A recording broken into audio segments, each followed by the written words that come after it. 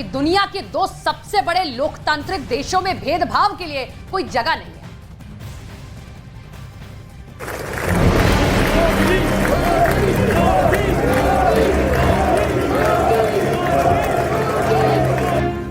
नमस्कार। भारत और अमेरिका के लोकतंत्र की ताकत को पूरी दुनिया ने देखा। सारे जहान ने देखा कि लोकतांत्रिक मूल्यों के रास्ते पर फासले तय करते हुए दो देशों ने गुलामी की बेड़ियों को तोड़ते हुए कैसे खुद को सशक्त बनाया। एक देश अमेरिका दुनिया का सुपर पावर देश है, तो दूसरा देश भारत दुनिया की 5वीं सबसे बड़ी अर्थव्यवस्था बन चुका है। दोनों मुल्कों ने ये कामयाबी इसे लोकतंत्र के आदर्शों का पालन करते हुए हासिल की है। इसलिए जब अमेरिका में पीएम मोदी और राष्ट्रपति बाइडेन के साझा बयान का वक्त आया, तो पीएम मोदी ने अमेरिका के साथ मिलकर लोकतंत्र और लोकतांत्रिक मूल्यों को और ज्यादा सशक्त करने का संकल्प दोहराया। क्योंकि पीएम मोदी को भरोसा है कि लोकतंत्र ही वो रास्ता है जिस पर चलकर विश्व कल्याण की कामना पूरी की जा सकती है।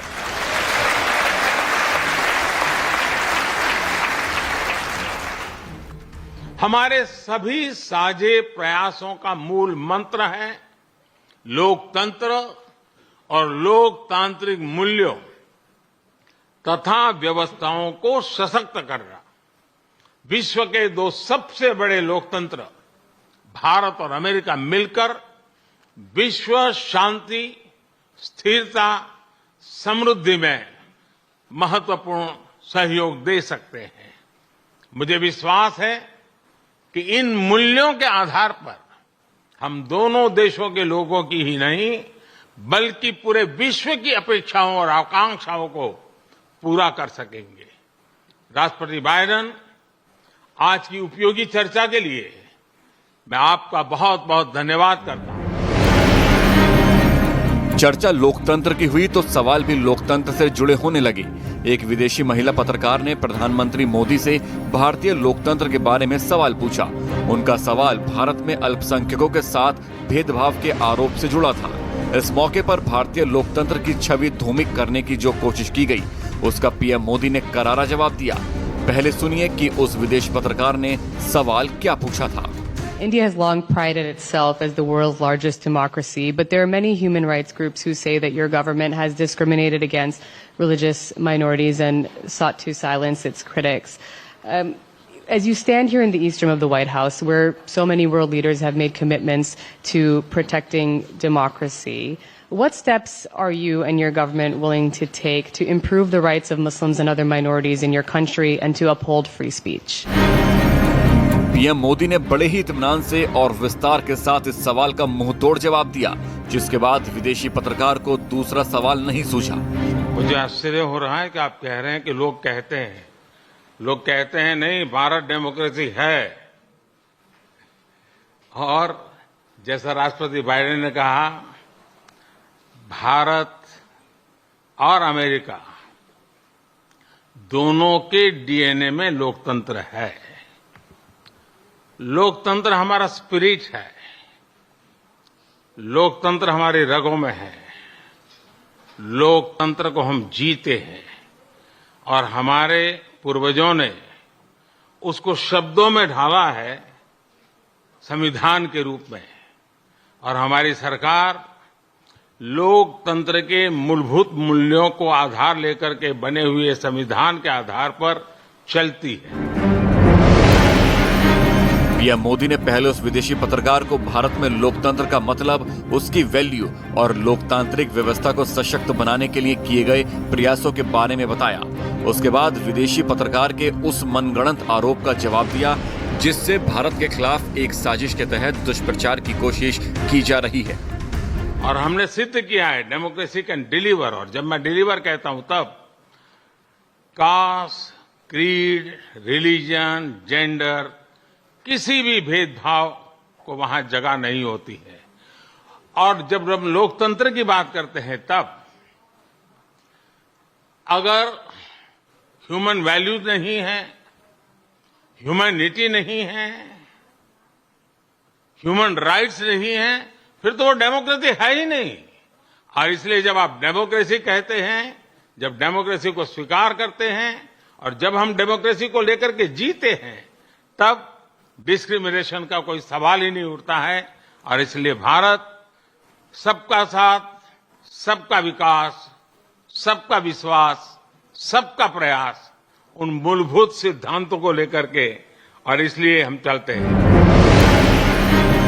पीएम मोदी यही नहीं रुके, उन्होंने उस विदेशी पत्रकार को ये भी बताया कि भारत में चलाई जा रही जनहितकारी योजनाएं बिना भेदभाव के सभी तबके, सभी धर्म और सभी जाति के लोगों के लिए चलाई जा रही हैं, जिसका लाभ सभी ले रहे हैं क्योंकि ये हर जरूरतमंद भारतीय का हक है।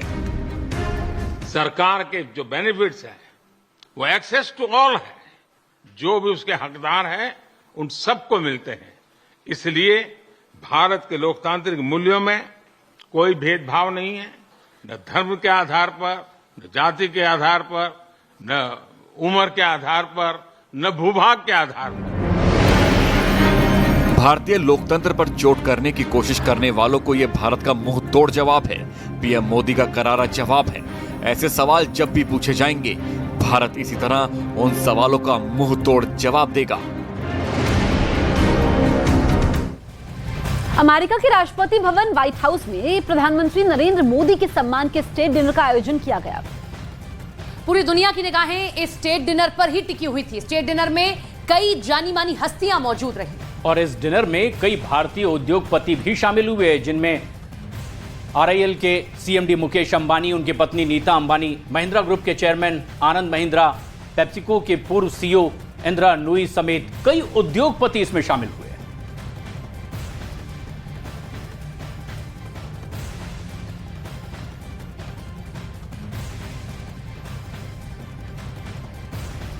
शायद ही ऐसा कभी हुआ हो, शायद ही किसी नेता को ऐसा सम्मान हासिल हुआ हो किसी भी मुल्क में। और चाहे पक्ष हो या विपक्ष, सभी लोग एक साथ एक नेता के स्वागत में इस तरह से खड़े दिखाई दिए हों, यह शायद पहली बार दिखाई दिया प्रधानमंत्री नरेंद्र मोदी जब अमेरिका की संसद में पहुंचे। जब वो पहुंचे तो वहां मोदी मोदी का नारा गूंजने लगा। सांसदों में गजब का उत्साह था। अमेरिका ने शायद ही कभी ऐसा स्वागत, ऐसा सम्मान किसी और मुल्क के नेता का किया हो जैसा भारत के प्रधानमंत्री नरेंद्र मोदी का किया गया।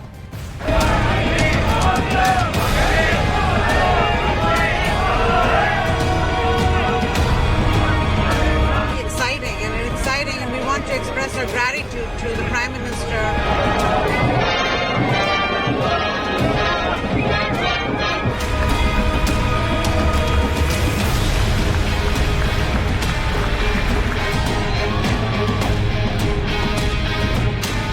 Modi ji is our hero of our nation.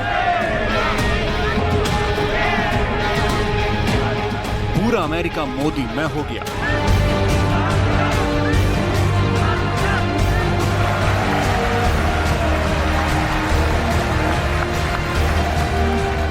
Modi के अमेरिका में कदम रखने के साथ ही पूरी दुनिया की नजर दो महाशक्तियों के महामिलन पर थी।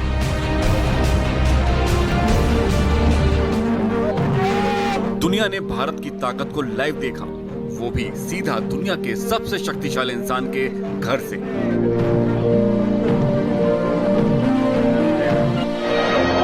अमेरिका में ऐसा स्वागत कभी भी किसी भी राजनेता का नहीं हुआ,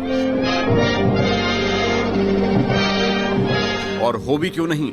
भले ही मेजबान दुनिया की सबसे बड़ी ताकत हो, उनके मेहमान भी दुनिया के सबसे बड़े लोकतंत्र के नेता और दुनिया के सबसे लोकप्रिय नेता नरेंद्र मोदी हैं।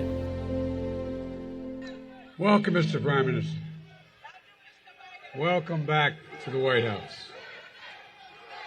I've long believed that the relationship between the United States and India is will be one of the defining relationships of the 21st century. Two proud nations whose love of freedom secured our independence.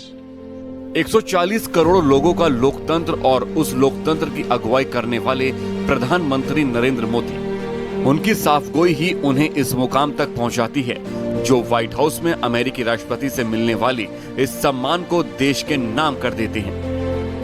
आज white house में शानदार स्वागत समारोह के एक प्रकार से ये भारत के 140 करोड़ देशवासियों का गौरव है। यही वजह है कि हर कोई प्रधानमंत्री नरेंद्र मोदी से हाथ मिला लेना चाहता है। हर कोई पीएम मोदी की मौजूदगी में अपनी उपस्थिति को दर्ज कर देना चाहता है और इसकी बानगी न सिर्फ व्हाइट हाउस में पीएम मोदी के स्वागत में पहुंचे मेहमानों में दिखी, बल्कि अमेरिकी संसद में भी देखने को मिली।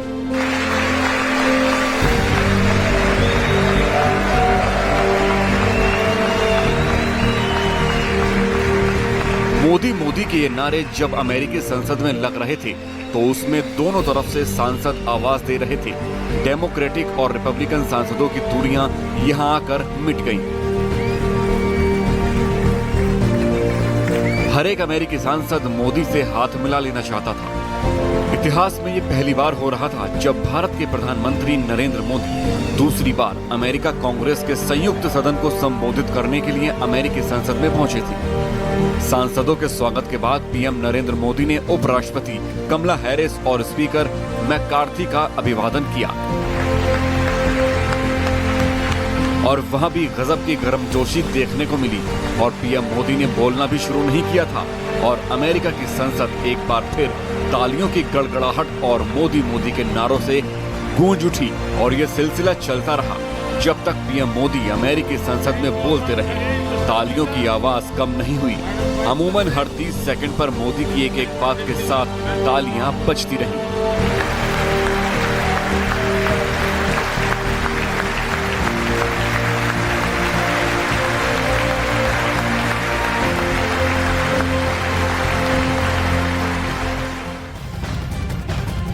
अमेरिकी संसद में प्रधानमंत्री नरेंद्र मोदी का भाषण ऐतिहासिक था। ऐतिहासिक इसलिए क्योंकि जब अमेरिकी कांग्रेस में प्रधानमंत्री नरेंद्र मोदी बोल रहे थे तो उन्हें पूरी दुनिया सुन रही थी।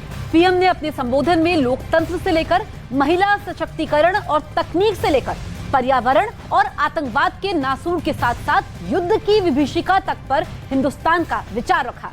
पीएम मोदी की हर एक बात पर, हर एक संदेश पर अमेरिका के सांसदों ने तालियां बजाकर स्वागत किया। कई बार ऐसे मौके आए जब सदन में सीटियां तक बजी हैं। साथ ही साथ भारत माता की जय और मोदी मोदी के नारे भी सदन में गूंजते दिखाई दिए।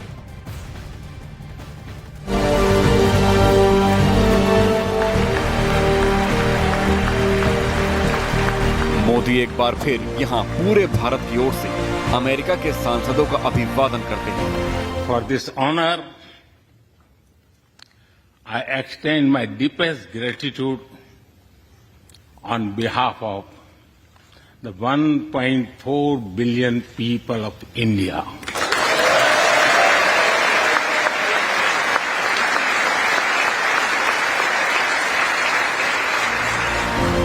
एक बार नहीं, 2 बार नहीं, 10 बार भी नहीं।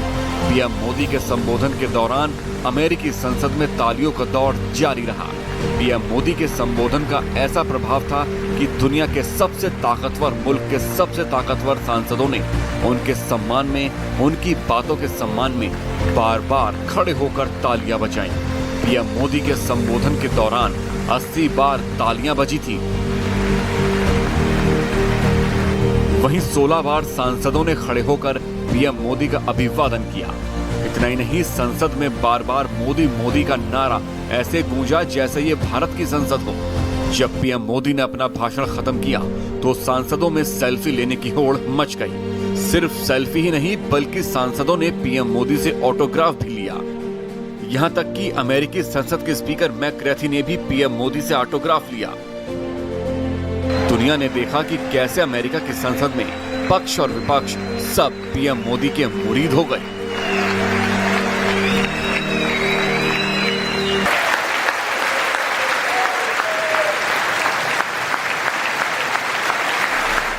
ऐसा कभी नहीं हुआ। किसी भी नेता का अमेरिका की संसद में ऐसा स्वागत कभी नहीं हुआ। ऐसी लोकप्रियता कभी देखने को नहीं मिली। पीएम मोदी लोकप्रियता की रेटिंग में दुनिया में नंबर 1 है और सिर्फ भारतीयों में ही नहीं बल्कि अमेरिका की संसद में पक्ष और विपक्ष के सांसदों के बीच भी वो सबसे लोकप्रिय हैं।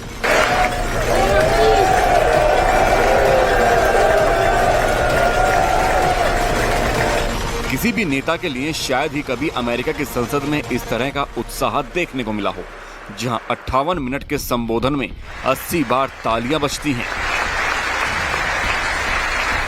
16 बार सांसद खड़े होकर अभिवादन करते हैं। I count on your continued support to the India-US partnership. When I was here in 2016, I said that our relationship is primed for a momentous future. That future is today.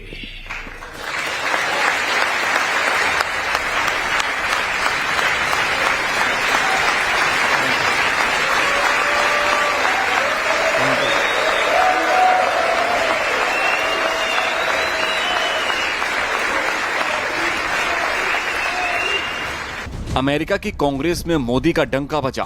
दुनिया ने देखा कि मोदी के अभिवादन के लिए उपराष्ट्रपति और स्पीकर तक अपनी जगह पर खड़े हो गए और पीएम मोदी के अभिवादन में तालियां बजाईं। इतना ही नहीं, जब पीएम मोदी ने अपने संबोधन को समाप्त किया तो वहां मौजूद हर एक सांसद के चेहरे पर खुशी और गर्व का एहसास साफ झलक रहा था। यहां तक कि अमेरिका की संसद में भारत माता की जय और वंदे मातरम के नारे लगे।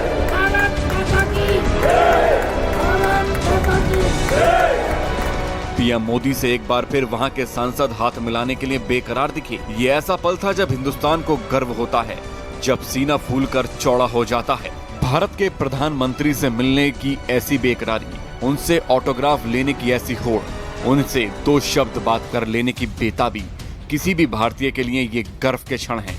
भले ही पीएम मोदी को अमेरिका में इतना बड़ा सम्मान मिल रहा था, मगर दुनिया के किसी भी कोने में हर भारतीय के लिए जैसे ये उसका ही सम्मान था। पीएम मोदी से ऑटोग्राफ लेना, उनके साथ एक फोटो खिंचाने की होड़ मची हुई थी। याद होगा आपको कि राष्ट्रपति बाइडेन ने भी जापान में पीएम मोदी से कहा था कि उन्हें मोदी का ऑटोग्राफ चाहिए, क्योंकि वो इतने लोकप्रिय हैं कि उनकी यात्रा के दौरान मेहमानों को संभालना उनके लिए मुमकिन नहीं हो पा रहा है। और ऐसा ही यहाँ देखने को मिला, और सिर्फ यूएस कांग्रेस में ही नहीं बल्कि इसके बाद स्टेट डिनर में भी।